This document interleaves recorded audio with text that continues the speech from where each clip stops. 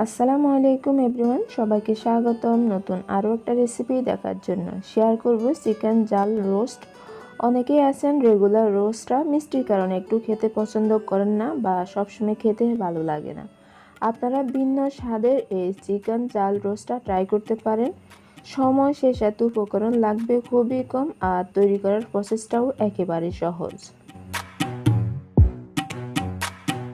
এখানে আমি 1 কেজি পরিমাণে চিকেন নিয়ে নিলাম, আর চিকেনটা চেষ্টা করবেন 800 থেকে 100 গ্রামের মধ্যে নেওয়ার জন্য।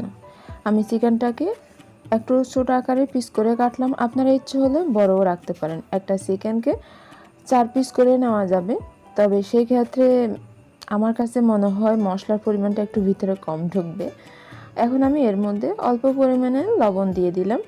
লবণটা দিয়ে দেওয়ার পর দিয়ে দিচ্ছি অল্প পরিমাণে ফুড কালার। আমি এখানে অরেঞ্জ ফুড কালারটা ব্যবহার করলাম। হাতের কাছে থাকলে ব্যবহার করবেন, তা না হলে স্কিপ করতে পারবেন।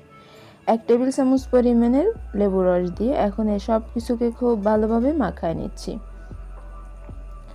মাংসের যে অংশটার মধ্যে একেবারে বেশি মাংস থাকে চেষ্টা করবেন ওইটা একটু কেটে দেওয়ার জন্য, এতে কিন্তু ভিতরে মশলাটা খুব ভালোভাবে ঢুকবে আর খেতেও ভালো লাগবে।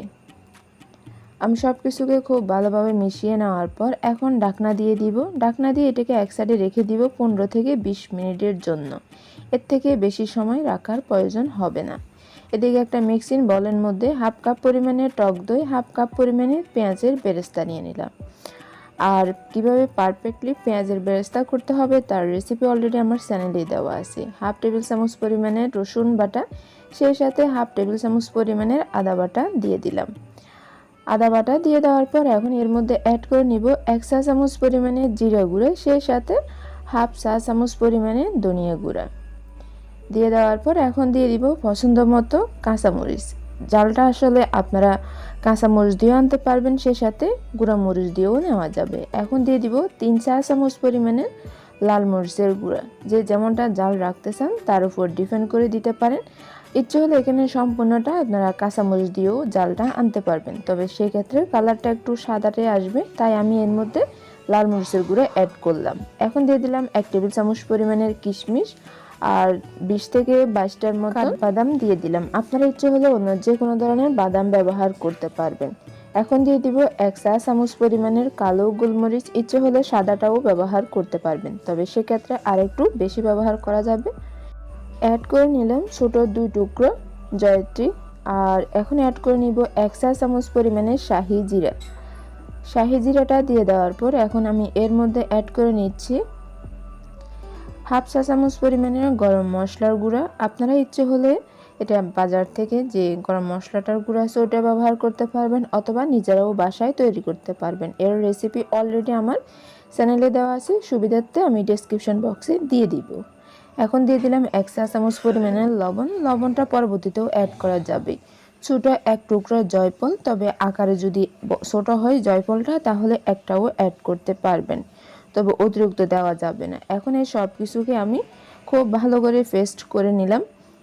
আপনার ইচ্ছে হলে অল্প পরিমাণের পানি অ্যাড করেও পেস্ট করে নিতে পারবেন। এর ঘনত্বটা একটু দেখিয়ে দিলাম, দেখেন এমনভাবে পেস্ট করবেন যাতে কোনো আস্ত অংশ না থাকে, সব কিছু যাতে খুব ভালোভাবে মসৃণভাবে ব্লেন্ড হয়। এখন এটাকে এক সাইড করে নিলাম। অন্যদিকে চুলে একটা পাতিল বসিয়ে এর মধ্যে 1 কাপ পরিমাণের রেগুলার রান্নার তেল দিয়ে দিলাম। তেলটা দিয়ে দেওয়ার পর এখন এর মধ্যে আমি যে চিকেনটা প্রথমে ম্যারিনেট করে রাখছিলাম তা দিয়ে ভেজে নিব। চুলার আঁচটাকে মিডিয়ামে রেখে এটাকে ভেজে নিলেই হবে।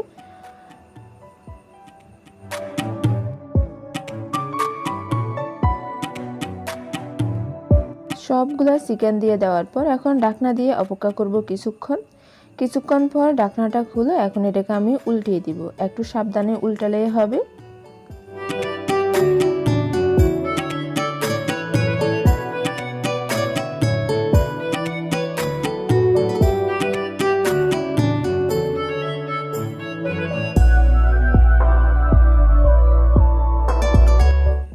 এখন উল্টিয়ে পছন্দের কালার অনুযায়ী ভেজে নিতে হবে। এর আগ মুহূর্তে আমি আবারও ঢাকনা দিয়ে অপেক্ষা করব প্রায় 2 থেকে 3 মিনিট। এটাকে কিন্তু ওভার ভেজে নেওয়ার কোনো প্রয়োজন নাই, তাই সেই দিক খেয়াল করে একটু ভেজে নিলেই হবে।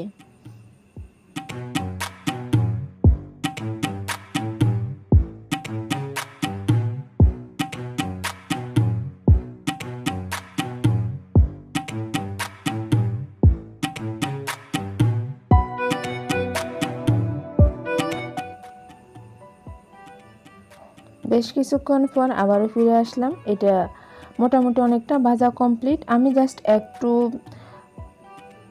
পোড়া পোড়া ভাব করি নাই, জাস্ট একটু দাগ হলো ওরকম ভাব করে এটাকে ভেজে নিচ্ছি। খেয়াল করলে আসলে জিনিসটা বুঝতে পারবেন আমার কিন্তু এটা ভাজা কমপ্লিট। আর চিকেনটা থেকেও কিছুটা পানি বেরিয়ে আসবে। এখন এগুলোকে আমি সব তুলে নিলাম, আর অবশিষ্ট যে তেলটা আছে আমি ওটা দিয়ে সম্পূর্ণভাবে রান্নাটাও করে নেব। 2টা তেজপাতা দিয়ে দিলাম, আর দিয়ে দিলাম 1 টুকরা দারুচিনি, সেই সাথে 4-5টার মতন ছোট এলাচ আর 3টা থেকে 4টার মতন লবঙ্গ দিয়ে দেওয়ার পর এগুলোকে একটু ভেজে নেব। জাস্ট একটু ফোড়ন আসা পর্যন্ত ভেজে নিলেই হবে।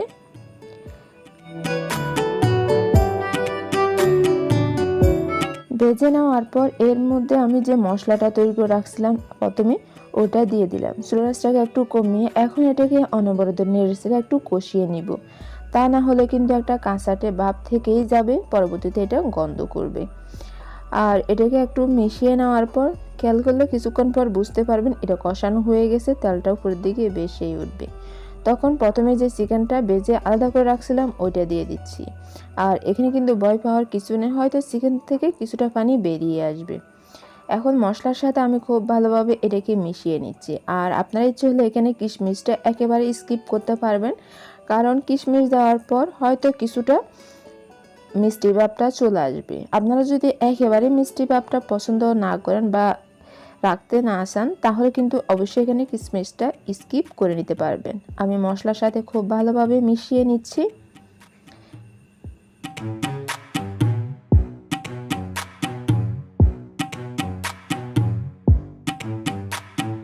মিশিয়ে নেওয়ার পর আমি ঢাকনা দিয়ে প্রায় 5 মিনিটের মতন অপেক্ষা করলাম। এরপর ঢাকনাটা খুলে আবার একটু মিশিয়ে নিব। মিশিয়ে নেওয়ার পর আবারও ঢাকনা দিয়ে দিচ্ছি। যেহেতু চিকেনটাকে প্রথমে ফ্রাই করে নিলাম আর ম্যারিনেটও করা ছিল, তাই সিদ্ধ হতে বা রান্নাটা সম্পূর্ণ করতে অত বেশি সময়েরও প্রয়োজন হবে না। আমি ঢাকনা দিয়ে কিছুক্ষণ অপেক্ষা করলাম। খেয়াল করলে বুঝতে পারবেন এটা একেবারে সম্পূর্ণ কষানো কমপ্লিট, তেলটা কিন্তু ছেড়ে দিয়েছে। আমি উপর দিয়ে কিছুটা পানি অ্যাড করে নিলাম, প্রায় 1 কাপ থেকে কিছুটা কম। আবার খুব ভালোভাবে মিশিয়ে উপর দিয়ে 1 চা চামচ পরিমাণের কিশমিশ অ্যাড করে নিলাম, আর 3 থেকে 4টা আলু বোখরাও দিয়ে দিলাম। যদি হাতের কাছে আলু বোখরা না থাকে তাহলে এটাও সম্পূর্ণ বাদ দেওয়া যাবে। এখন কয়েকটা কাঁচামরিচ দিয়ে দিলাম জাস্ট একটু ফ্লেভার আসার জন্য, এটা কিন্তু কোনো রকমের জাল আনবে না। আবারও ঢাকনা দিয়ে অপেক্ষা করব প্রায় 5 থেকে 6 মিনিট। 6 মিনিট পর ফিরে আসলাম, ঢাকনাটা খুলে একটু চেক করে নিব। আর চিকেনটা অনেকটা সিদ্ধ হয়ে গেছে, অনেকটা না সিদ্ধ হয়ে গেছে বললেই চলে। এখন এর মধ্যে আমি দিয়ে দিচ্ছি ঘিটা দিয়ে দেওয়ার পর আমি এখানে প্রায় 1 টেবিল চামচ পরিমাণের ঘি দিলাম। আবারও আলতো হাতে একটু মিশিয়ে নিলাম।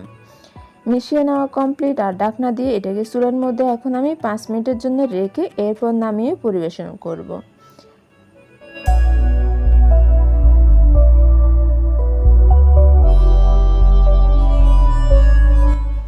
চেষ্টা করলাম একেবারে সহজভাবে আর কম মশলা দিয়ে কম সময়ের মধ্যে আপনাদের সাথে এই জাল রোস্টটা শেয়ার করার জন্য। জানি না কতটুকু ভালো লেগেছে, ভালো লেগে থাকলে অবশ্যই একটা লাইক দিবেন, সেই সাথে ফ্যামিলি এন্ড ফ্রেন্ডদের সাথে শেয়ার করতে পারেন। আর এই জাল রোস্টটা আপনারা পোলাও অথবা নিজেদের পছন্দ অনুযায়ী পরিবেশন করতে পারবেন। আমি উপর দিয়ে কিছুটা পেঁয়াজের বেরেস্তা দিয়ে দিচ্ছি, এটা একেবারে অপশনাল, জাস্ট একটু লুকটা সুন্দর আসবে। আজকের মতন রেসিপিটা এখানে শেষ করলাম। ভালো লেগে থাকলে চ্যানেলটি সাবস্ক্রাইব করে পাশে থাকার অনুরোধ রইল। আল্লাহ হাফেজ।